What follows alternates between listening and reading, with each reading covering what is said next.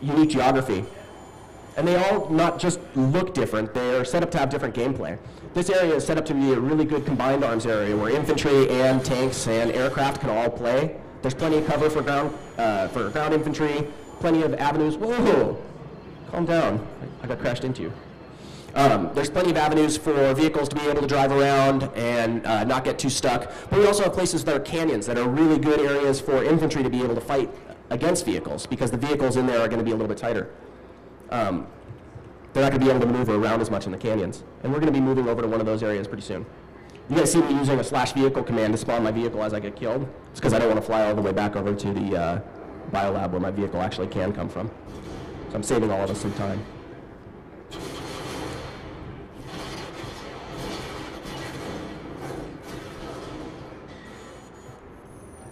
I'll jump out of my vehicle here really quick and just run around on the ground so you guys can see what this battle feels like from a foot soldier's level.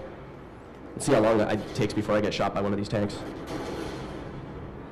So I'm playing a light assault character right now as an infantry, and that means that I have jump jets, I'm very maneuverable, but I'm not very stalwart. If someone were to start shooting at me, I would disappear pretty quickly.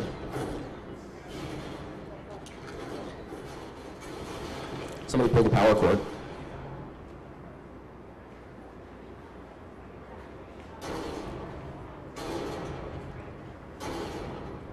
There we go. That's fixed, huh? It's like a rat's nest down here with cords, so I probably pulled it with my foot. Sorry. And I got killed while that happened. That's always the way. Oh, come on. You broke it again. It was fun.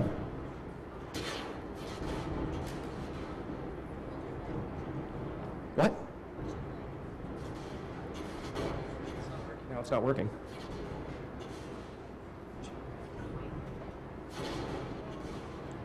Technical difficulties. The game's working great in the background, though. You can hear the sounds. I would make a note about how we're still in alpha, so you can't really judge us for this, but it's not even a game.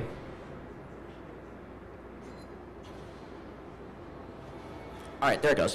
Whoa, I almost got ran over by a tank. Huh? All right, so here we go, finally, at long last, the foot soldiers' view of that battle that we were flying over before. So you can get the impression of the epicness of this. And again, we only have about 45 players on the server right now. So once we start getting into the hundreds of players on the server, hundreds of players participating in one of these battles, you can just imagine the, I don't know, absolute bedlam that's going to be represented on your screen.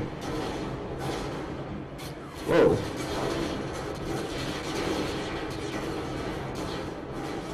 So this is pretty crazy.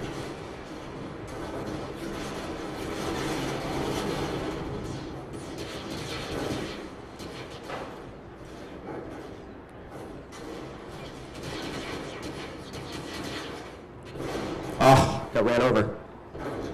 All right, we're going to switch over to a different area now and show you guys some more gameplay.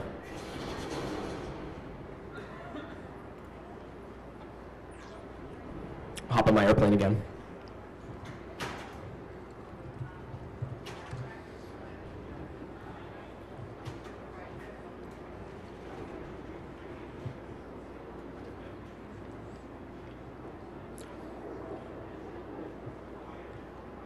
So one of the things that we spent a lot of time doing with the game is making sure that all of our vehicles were more than just one-dimensional. As I mentioned earlier, I could spec this particular air vehicle out to be a really good air superiority fighter if I wanted to. Let me make it be a little bit more like a sunset-y time. How's that? I could spec this out to be a really dedicated air superiority fighter with flares and air-to-air missiles if I wanted to. I could also spec it out to be the air-to-ground vehicle that I have it set up as right now. Most of our vehicles and most of our classes have that sort of multifaceted design to it. For instance, if I were playing that light assault character that I was just playing before, I can use that guy to be kind of like a commando-ish, go up behind enemy lines kind of character, or I can use him to be sort of like a battlefield disruptor who uses flashbangs and smoke grenades and things like that to really be able to change the course of battle. What happened? Something funny happened? Did my plane blow up? No, that's fine. They're made out of nanites, so we don't really care if they get destroyed. So I'm going to grab a tank really quick. I want to talk to you guys a bit about some of the configuration options that are available while I'm on here. Here's my tank. I don't have a lot of stuff unlocked for it, but if I want to, I can go into my menus here and go through my certification tree for this particular vehicle. Now the cert tree in Planetside 2 works off of cert points. I earn cert points through playing the game, and I also earn them passively while I'm online or offline. So if you don't have the time to dedicate 20, 30 hours a week to play an MMO with your friends, we're allowing you to have this sort of offline advancement so you can keep up even if you're not playing the game a ton.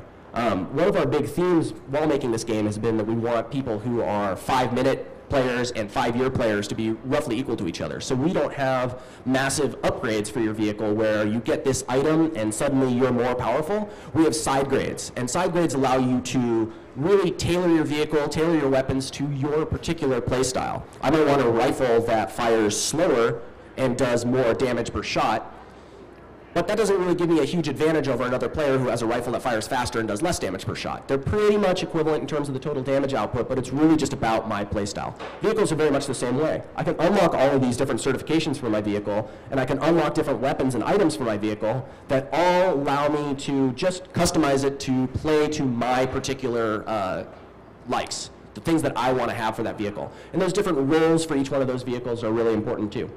So the only thing I've really got customized on here is I've got my little guild decal on it, and I also have this really cool desert paint job.